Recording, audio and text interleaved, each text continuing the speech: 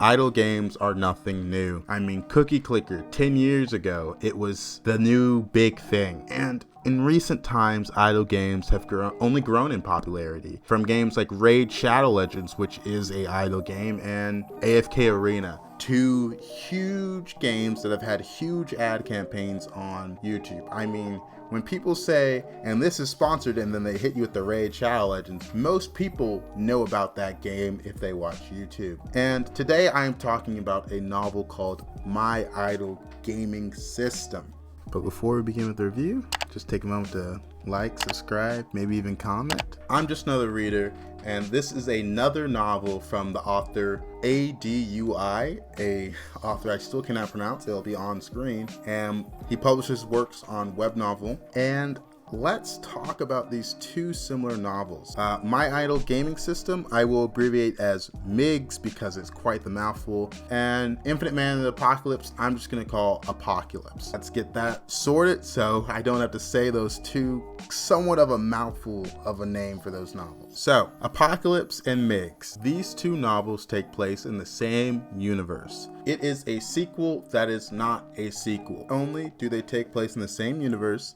They are happening at the same time, side by side pretty much, and the characters are at times enemies and at times allies. Now, I have read, and this is not an exaggeration, 1,831 chapters of the 1,999 chapters available of Apocalypse. I have read 253 of the 352 currently available chapters of MIGS. When I say I am familiar with this author and these two novels, I mean it.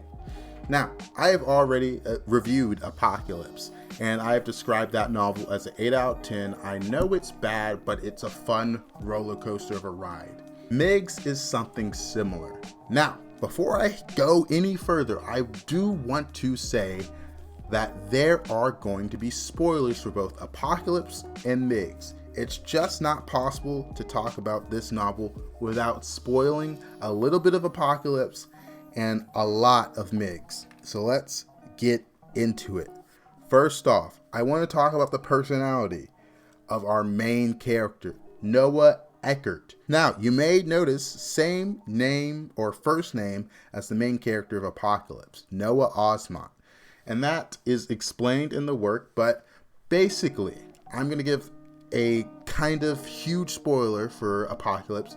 There is a universal or multiversal threat that is facing our world that both these novels are in. And they create champions to hold their names, and they give them certain systems. Now, in Apocalypse, our main character was not one of those champions. In MIGS, we clearly have a champion with that system. And the reason I have to give a spoiler warning for this review is in Apocalypse, the main character finds out that the main character of MIGS loses his system because he lost a fight with that multiversal threat. And now that he has that information, they realize, the two main characters, that they have the same common enemy and they are both scaling the ranks of power extremely fast. So they team up to fight this common threat. Now, this team up is nothing more than a sharing of information. They don't actually fight side by side from what I've read. Keep in mind, I've read 90% of Apocalypse and about 2/3 of MIGS. So most of my information is not up to date, but almost up to date, I could say. But let's talk about the personality of our two main characters. In Apocalypse, he's very dominant. He's always on the winning side, and if something's in his way, he'll simply smash through it. And that's very much the same for MIGS for the most part. His power is a little different than the infinite mana that our other character has that allows him to spam abilities and fight straight through the enemy. In this one, his main power, the thing that makes him special, that gaming system is important, but that simply gives him resources.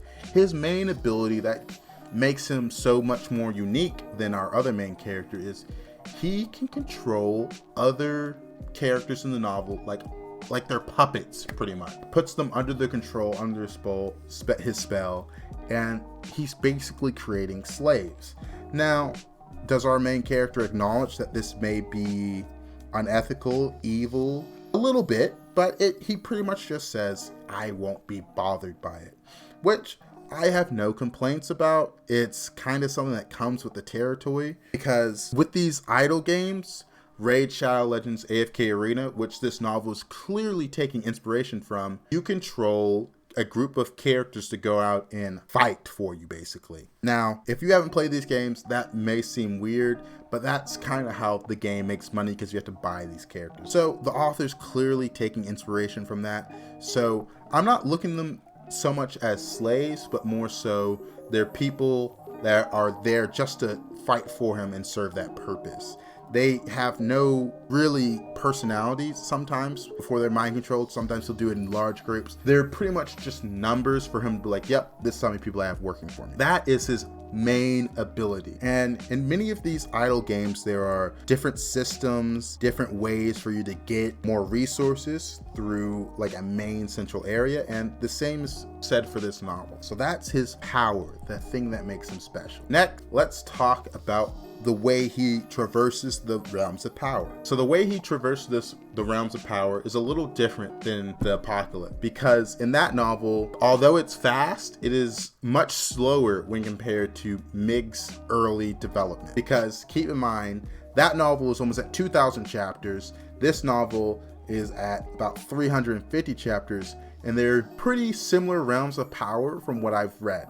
Now, you can't take two characters that have the same starting point of two mortal people, and one takes 2,000 chapters to get to that level of strength, and the other one's taking 350. I mean, you don't need me to tell you that is an insane progression of strength for Miggs compared to the author's earlier work. It seemed like the author didn't want to spend too much time developing the early part of the story and building up the personality of our main character and the people around him as much as he did for Apocalypse. And why would he? That part of Apocalypse is very popular. It's oftentimes one of the top 10 novels on Web Novel. So what if he can make a similar one that's also in the top 10 range? So he's having them have this big event where they are interconnected. So to get readers from Apocalypse to Miggs, which is what he did for me. But the rating I have for Miggs is much different from Apocalypse for two reasons. One, that progression of power is often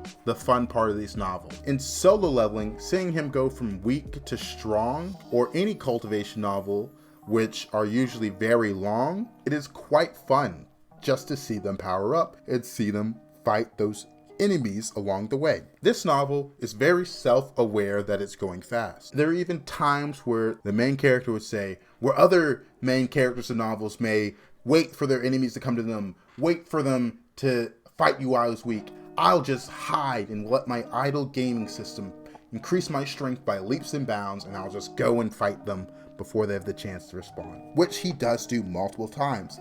In fact, something that happens multiple times in Miggs is he will completely skip ranks without fighting someone and finding out how strong he is in that rank. Is that frustrating for a reader? I would say very much so, because we're often seeing leaps in strength or one very specific resource that gives him strength to the next rank, but we don't see how that affects his combat potential, which is a little frustrating to see, because that's the part of the novel that's the reason most of these people read these novels, the power fantasy, to see our main character fight. Now, the author's just speeding through to catch the two novels up to the main characters to a similar level of strength so they can do things together. There's no doubt in my mind. He's trying to create another novel of a similar level of success as his first one that is still ongoing. And there's nothing wrong with that, with him trying to have a livelihood. But there is something wrong with the fact that it hurts the pacing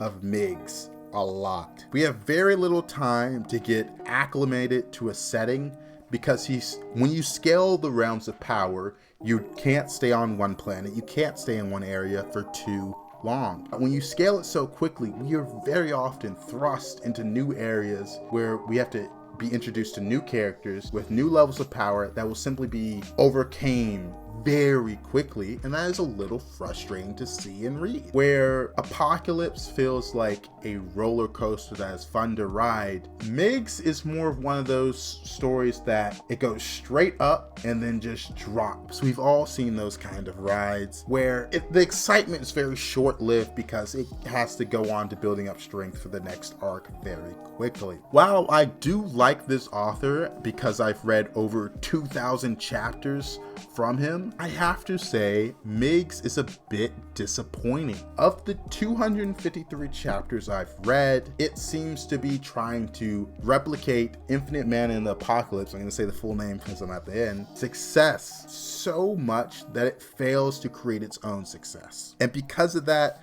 I would give Migs a 4 out of 10. This is a little biased, I will admit. If I had read this novel before reading Apocalypse, I may have been more generous with its rating, maybe even giving it a 6 out of 10. But because I've read Apocalypse, because I've seen the pacing of that novel, and it is fast-paced in the way he ascends the ranks of power, of cultivation. It is not too fast-paced where the story suffers because of it. We still have time to meet characters, and the arcs feel long enough to get to know them in the early parts of the story. And once you have that established, and you have a good character base to work with, going on to the next parts of the story where it gets a little more wild, where it's very much high fantasy, it feels more natural. Where Migs just skips the very start of the fantasy story and establishing the world, and it kind of assumes you're ready for how crazy this novel is going to get from the get-go. I would not suggest you read this novel before reading Apocalypse because they're almost a companion novel. Once you get a couple, I think it's maybe, I want to say 800 to 1300 is when Mig starts to play a part in Apocalypse. Once you get to that range and this novel comes up, I think it's a good point to start this novel because it's not a sequel, it's not a prequel, it's happening very much at the same time.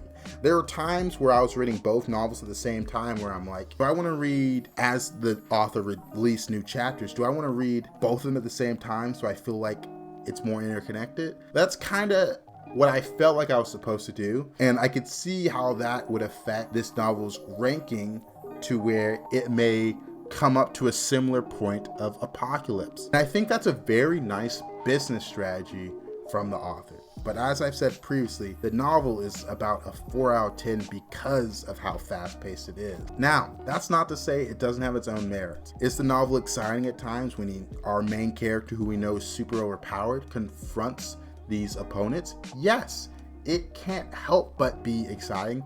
We're familiar with this author's work. Now, I'm gonna end it here because I could rant about the similarities between these two novels for a while. It's just so interesting to see that the author has tried to emulate his previous success so closely while skipping the parts of that success that made it successful. That's all I have to say. I'm just another reader. Thank you for watching.